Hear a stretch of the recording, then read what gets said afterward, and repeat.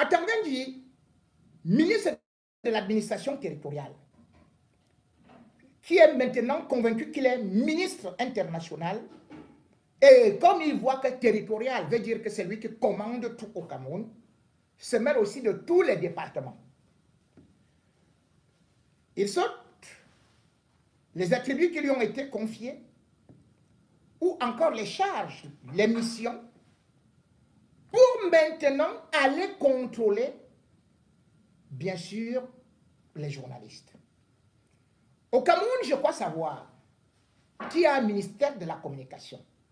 Mais avec Atangandji, il n'y a pas de ministère de la communication. C'est lui qui doit donner des cours de journalisme.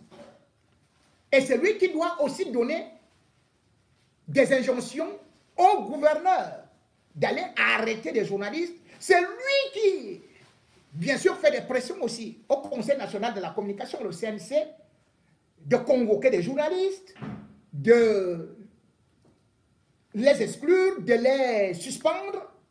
C'est lui qui, aujourd'hui, fait encore la une de l'actualité. Bien sûr que c'est une affaire anodine. Un responsable du MRC a eu à être reçu sur Equinox par notre jeune confrère Outou. Et il a déclaré que Paul Biya, c'est la malchance du Cameroun. Il ne fallait que ça pour que Atangandji manifeste qu'il est un diable bicorne et qu'il est l'ange qui protège Paul Biya, qu'on devrait déifier, qu'on devrait canoniser, qu'on devrait, bien évidemment, tisser ce qu'on peut appeler une couronne en diamant, en or, immortalisée, puisqu'il est éternel, règne pour des siècles et des siècles. Amen. Dans ce Ramadan, il a sorti une lettre que d'ailleurs je vais relire pour que ceux qui n'ont pas suivi cette actualité comprennent la dangerosité de ce ministre qui, faut-il le dire, n'est pas à son premier coup d'essai. Le ministre de l'administration territoriale, donc par une lettre numéro 03519 L Minat SG DAG, bon voilà. Il écrit à monsieur le gouverneur de la région du littoral de Douala. Objet, propos injurieux et diffamatoires à l'endroit du chef de l'État et des institutions de la République. Yeah. Atangandji écrit, dans la soirée du jeudi 3 novembre 2022, la chaîne de télévision Equinox a diffusé l'émission Equinox Soir, portant sur 40 ans de renouveau animé par Serge Alain Outou, qu'accompagnaient plusieurs invités parmi lesquels Angelbert Lobon Dachwa. Au cours de cette émission, l'invité surnommé a, lors de l'une de ses interventions, tenu des propos injurieux, voire diffamatoires, à l'endroit du chef de l'État et des institutions de la République. Il a notamment déclaré que, ouvrez les guillemets, Monsieur Biya est l'une des malchances que le Cameroun ait connues. Fin de citation. Au regard de ces faits, dont la gravité est avérée, et qui sont par ailleurs susceptibles de constituer des infractions à la loi pénale, j'ai l'honneur de vous demander 2 points. 1.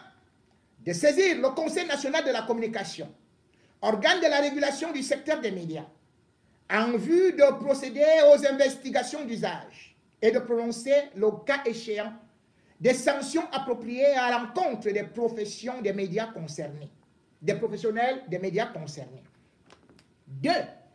De faire procéder à l'audition de Angelbert Lobon Dachwa et Serge Alain Outou dans le cadre d'une enquête administrative à la diligence du préfet du département du Vouri. 3. D'inviter le promoteur de cet organe de communication audiovisuelle à suspendre en Gerbel Lobong d'Achoua, de toute participation aux émissions sur cette chaîne de télévision, en attendant l'aboutissement des enquêtes qui doivent être diligentées sous votre supervision. 4. D'inviter le dit promoteur à un meilleur encadrement de ses panélistes afin d'éviter de telles dérives intolérables. Vous voudrez bien me rendre compte de vos diligences à cet égard des objets remplis. Copie, signé Atanganji Paul.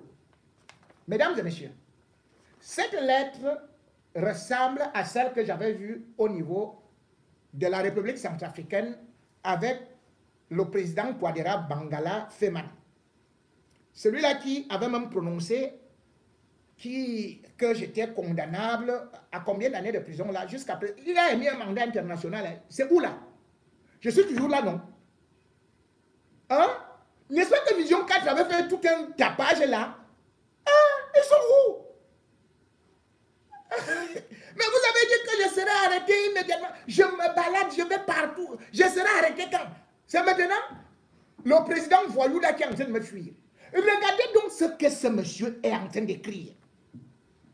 Non seulement il est en train de prendre la place de René Sadi, qui est ministre de la Communication et porte-parole du gouvernement, mais de ce quoi il prend aussi la place du ministre de la Justice, puisque lui, il demande déjà qu'on ouvre tel ou tel. Il prend la place du procureur de la République et il a bien tranché puisqu'il demande qu'on doit même suspendre déjà ces journalistes-là. Est-ce le gouverneur, est-ce le préfet qui doit suspendre un journaliste dans l'exercice de son activité? Et puis, soyons sérieux. C'est sur quelle base? Puisque, même si on regarde la loi qui réprime les journalistes, la loi anti-terrorisme, qui fait de telle sorte qu'on peut arrêter un journaliste ici, là, on dit allez, on va avec toi là-bas, on t'emprisonne, on arrête là, on part avec toi ici, on te dit que tu restes là, on te prend à Bertois, on te prend à Bamenda. D'ailleurs, jusqu'à présent, il y a BBC, Mancho BBC, qui a été pris comme animateur d'une chaîne de radio à Bamenda et qui se retrouve en prison à Kondengui, juste parce qu'il avait critiqué le régime Biya, qu'il ne faut pas critiquer malgré la loi de 1990. Maintenant, ils ont créé la loi qui est celle de numéro 2014/088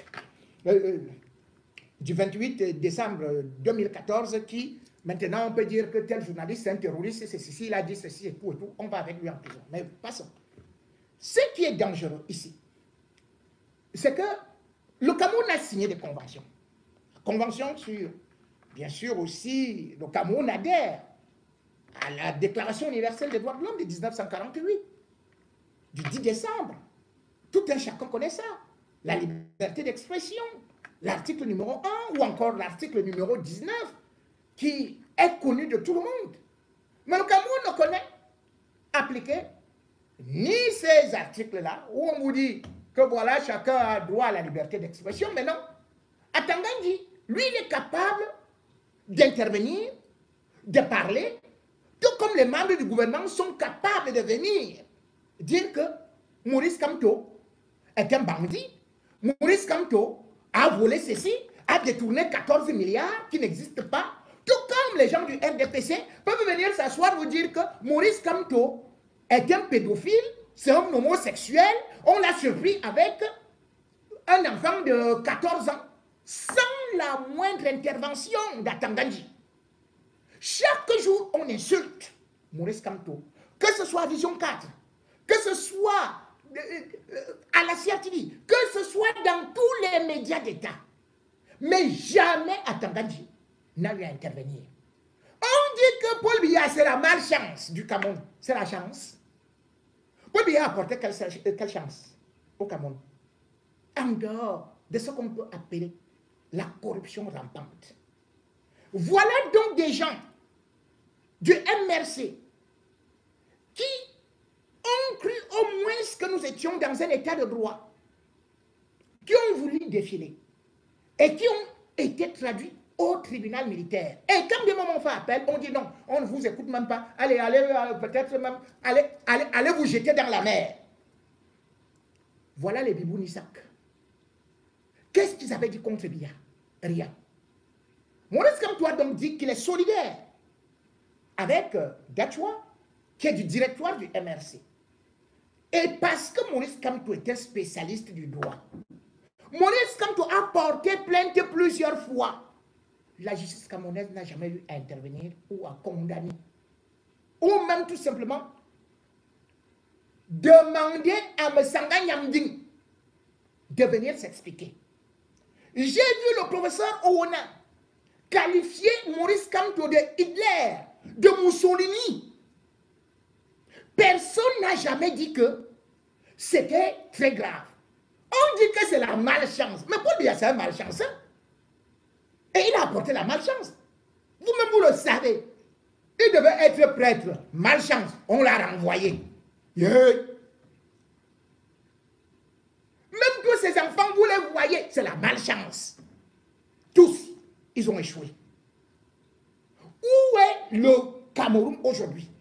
Mais c'est un pays de malchance. La vérité est quoi? C'est que lorsque vous faites le bilan aujourd'hui, chaque membre du gouvernement qui est un bandit, lorsqu'il est en difficulté, va s'attaquer à l'opposition pour montrer à Paul Biya qu'il est fidèle, qu'il le défend. Alors qu'il est plutôt en train de vouloir nous détourner notre attention. Qu'on soit clair. Pourquoi est-ce que c'est maintenant qu'Atangandji intervient? Atangandji intervient parce que c'est lui plutôt qui doit répondre devant la justice camerounaise. Vous le savez très bien, l'affaire du Covid. Atangandji est ministre de l'administration territoriale. Mais le 21 mai 2020, Atangandji se retrouve en train de livrer, de vendre les tests Covid au ministre de la Santé à raison de 1950 francs CFA l'unité. C'est-à-dire surfacturation. Il vend 15 000 tests qu'il a volés. Puisque c'était les dons de la Chine. Voilà donc un bandit qui est poursuivi actuellement par la justice. On a dit que ces gens-là doivent être entendus au TCS. Il a déjà été entendu. On attend qu'il aille en prison, comme généralement il y va, puisqu'il a déjà fait 2 fois la prison. Et vous soignez. Quand il volait, il avait utilisé le nom de Paul Biya.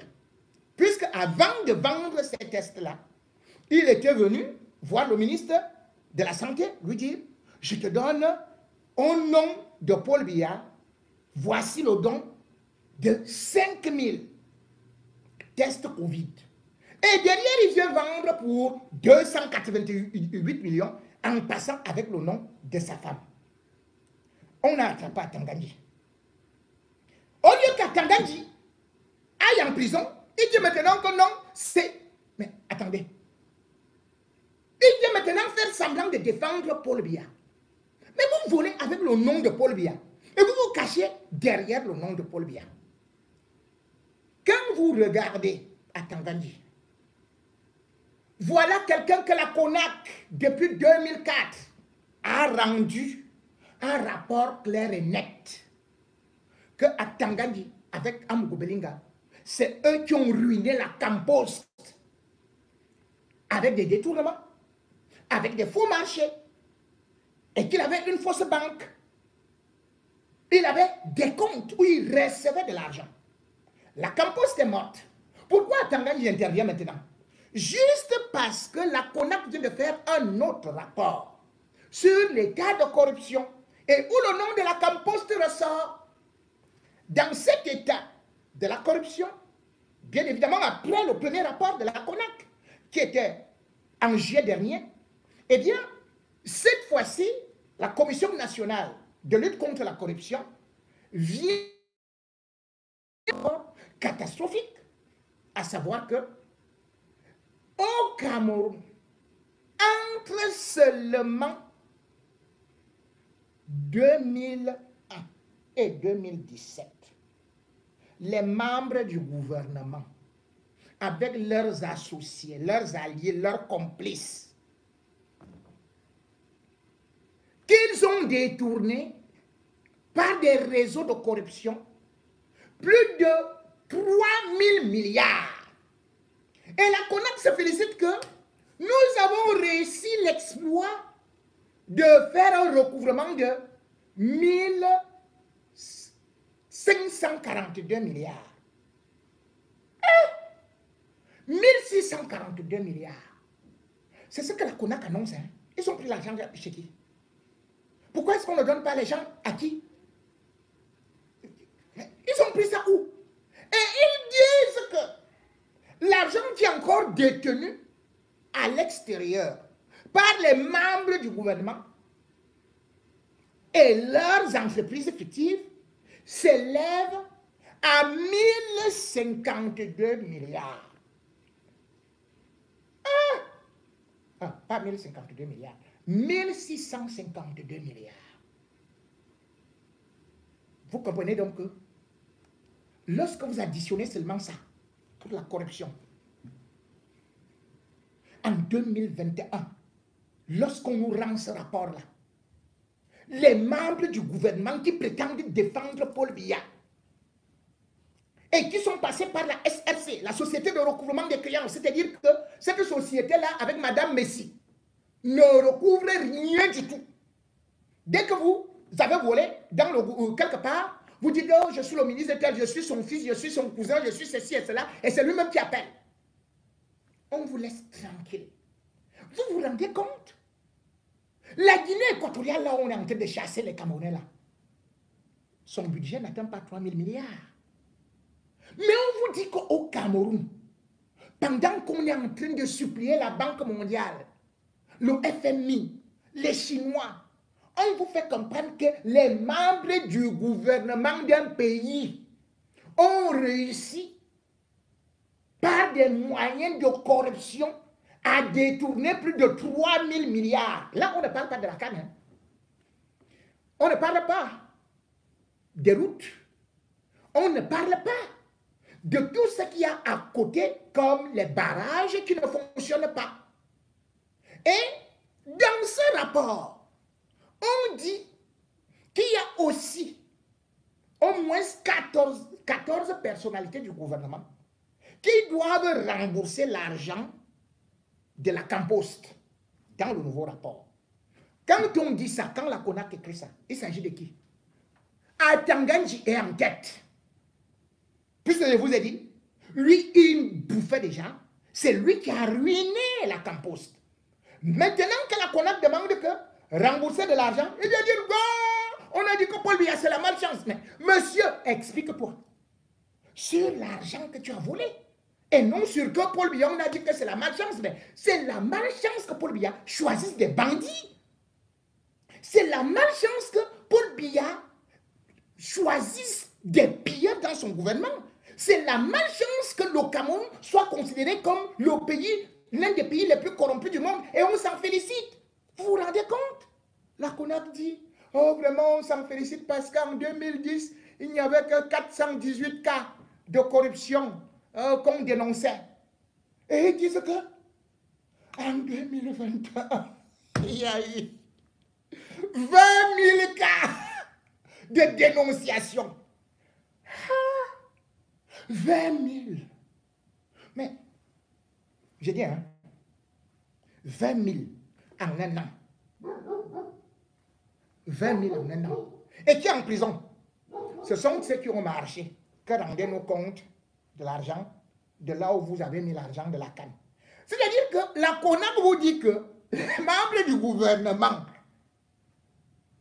et les dénonciations qu'il y a eu, et il y a 20 000. C'est-à-dire qu'au moins on devrait mettre donc 20 000 personnes en prison. Mais on vous dit que non, ce n'est pas qu'on a mis en prison. C'est ceux-là qui sont venus, c'est ceux-là qui dénoncent, qui doivent aller en prison. C'est-à-dire qu'au Cameroun, c'est celui qui crie au voleur qu'on arrête. C'est le voleur qui l'arrête, hein, et il le met en prison. Et c'est ça, à Tanganji. C'est malheureusement un système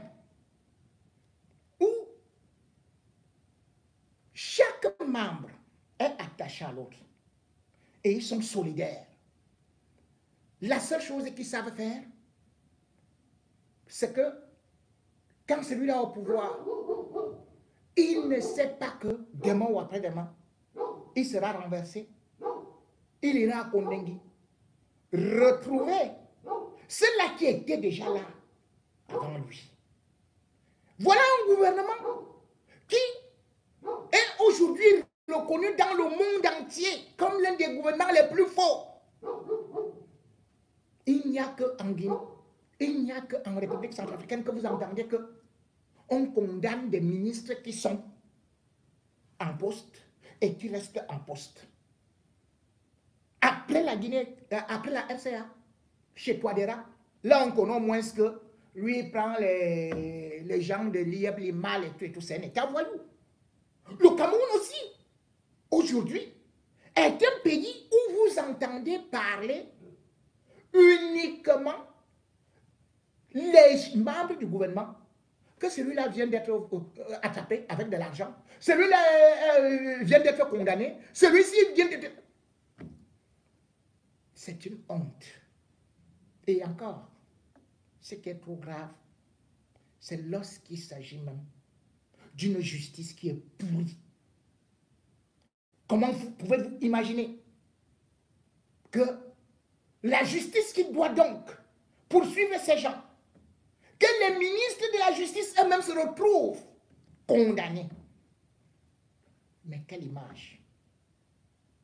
Tel est par exemple le cas de Jean de Dieu, Momo, condamné en France, multirécidiviste, et qui reste toujours dans le gouvernement. Gouvernement véritablement de malchance.